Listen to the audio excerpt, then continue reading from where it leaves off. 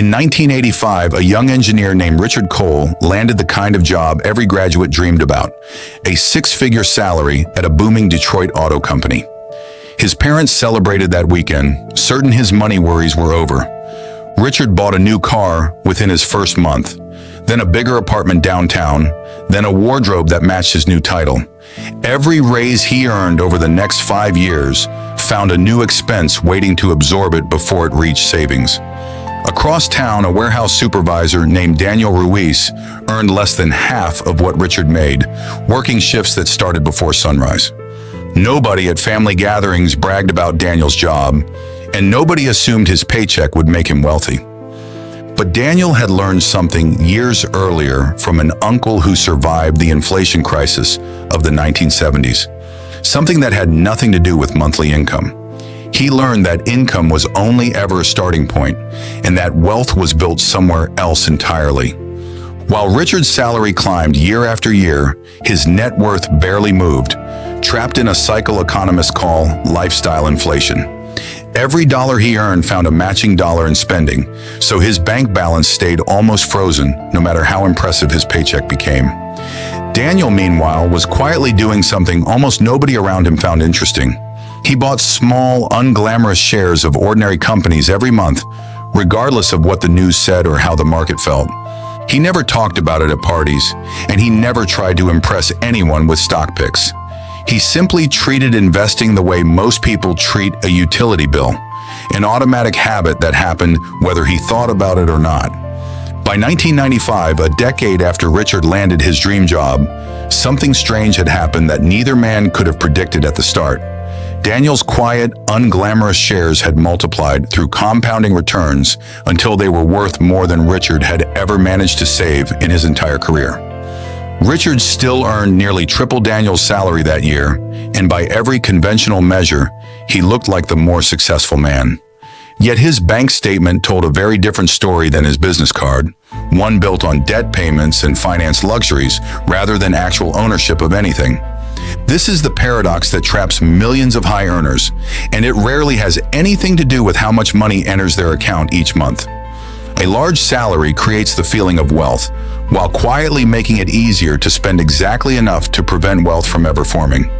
Economists have a name for the mechanism behind Richard's situation, and it explains why doctors, lawyers, and engineers so often retire with less security than people would expect. Every increase in income tends to trigger an almost invisible increase in spending, a treadmill that keeps net worth flat even as the paycheck grows larger and larger. Daniel avoided this trap not because he was smarter or more disciplined by nature, but because he understood something structural about how money actually works. He knew that a salary is compensation for time, something that stops the moment a person stops working, while ownership is compensation for capital, something that keeps paying regardless of whether a person shows up. That single distinction, so simple it sounds almost obvious once spoken aloud, is the exact line that separates people who work for money from people whose money eventually works for them. Richard was extraordinarily good at earning, but he had never learned how to convert earning into owning. By the time both men reached their 50s, the gap between them had become impossible to ignore, even to people who had once assumed Richard was destined for the more comfortable life. Daniel had quietly become financially independent, while Richard was still dependent on every future paycheck simply to maintain the appearance he had built.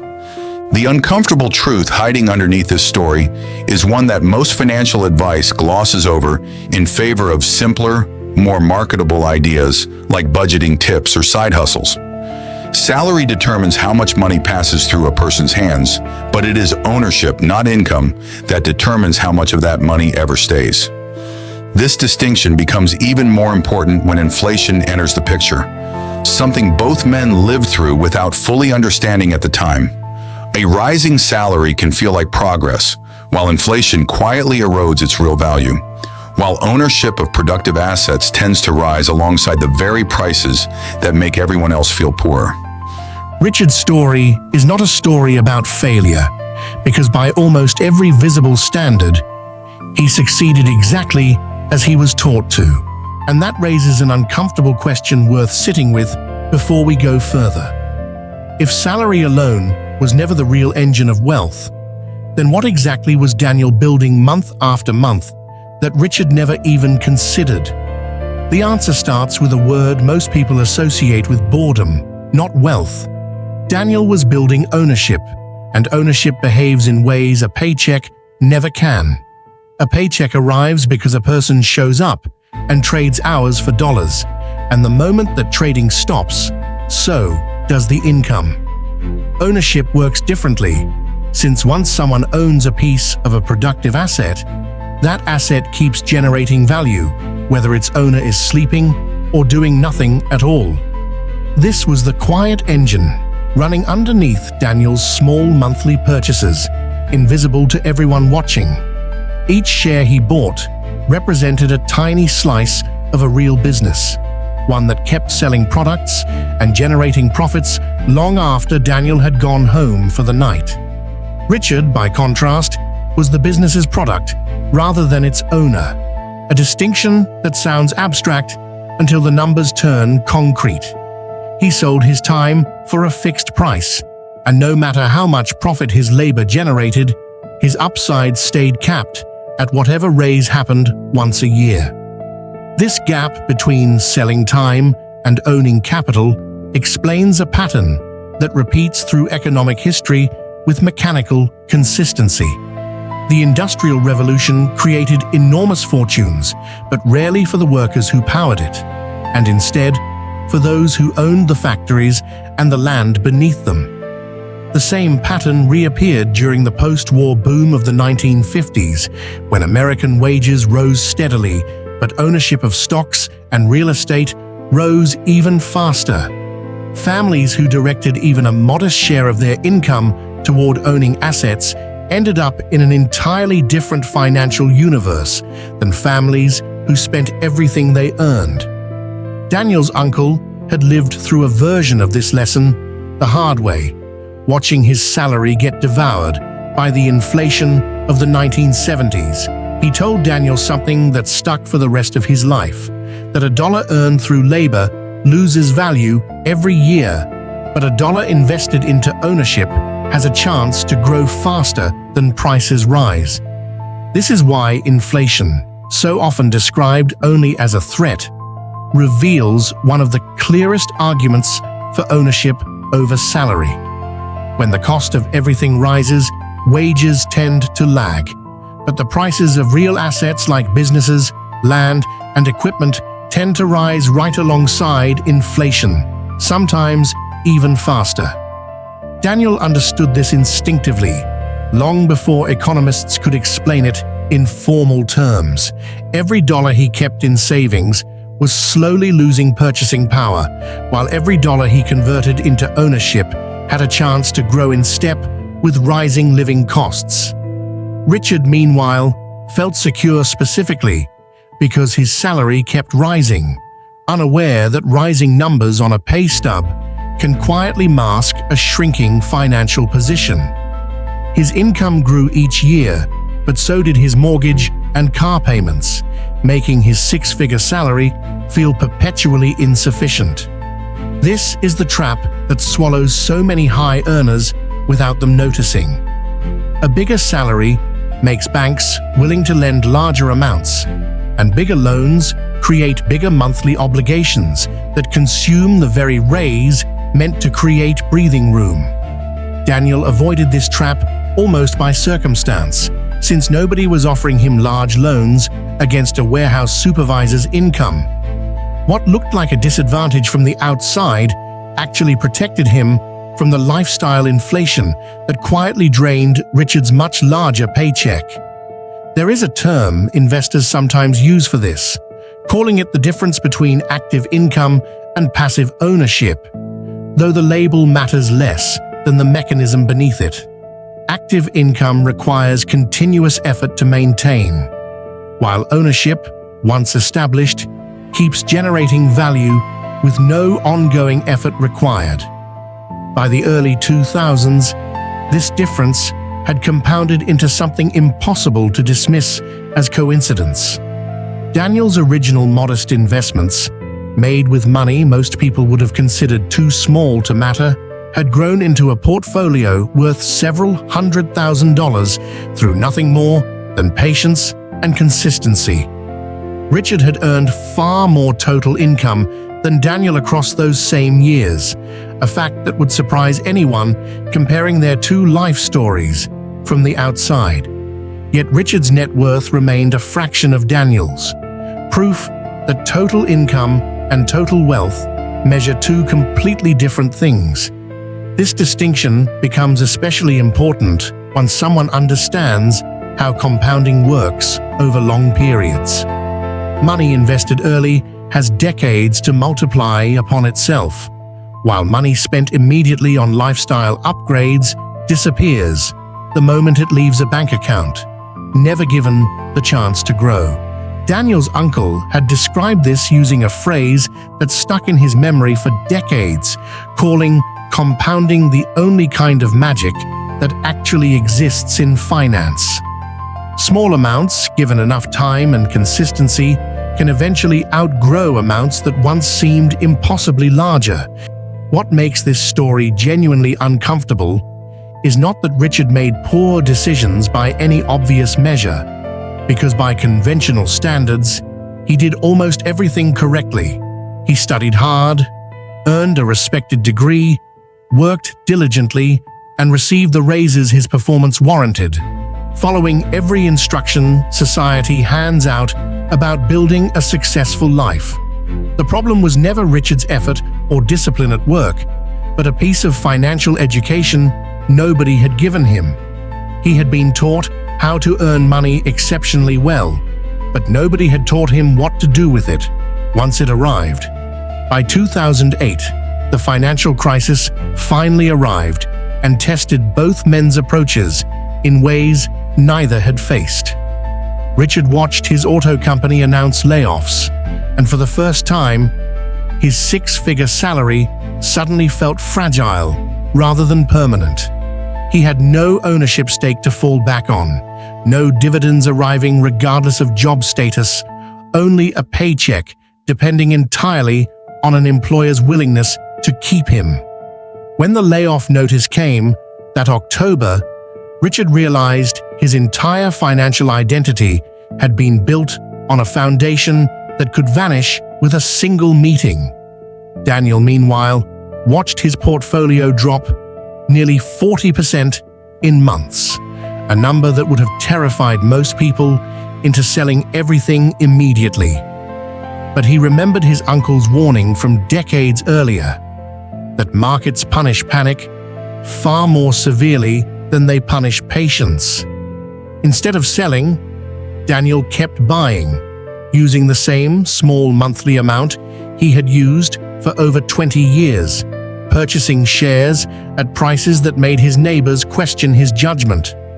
Everyone around him was pulling money out of the market, convinced the system was collapsing for good. This decision, so simple it barely resembled a decision, would define the rest of Daniel's financial life.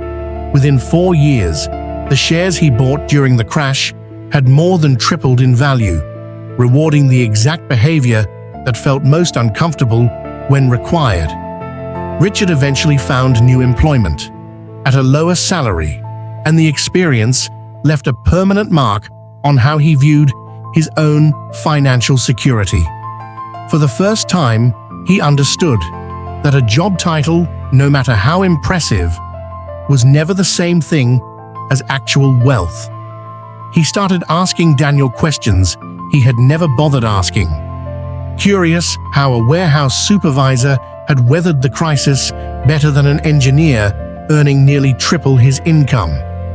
Daniel's answer was almost disappointing in its simplicity, containing no secret formula or insider information Richard had been missing.